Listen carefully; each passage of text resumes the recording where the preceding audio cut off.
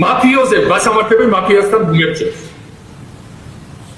კანონიერი ქურდების მეგობრები მასამართლებელი კანონიერი ქურდების ინსტიტუტის დამსამარელებს. ვით საქართველოს გადაცო მადალაშოულმა მოსამართლებელი იმ ადამიანს ვით საქართველოს ბიუჯეტი გაზარდა 11 ჯერ და საქართველოს ეკონომიკა გაზარდა 20 ჯერ მდიდარი გახადა საქართველო. მასამართლებელი ის ხალხი ვინც მხოლოდ საკუთარ თავისთვის იშერებს ყველაფერს და მასამართლებელი იმ ადამიანს ვინც შექმნა ახალი ჯანდაცვის სისტემა, ახალი განათლების სისტემა, ახალი სერვისების სისტემა, იუსტიციების სახლის ახალი პოლიცია, რომელიც ააშენა პარლამენტი ქუთაისში, რომელიც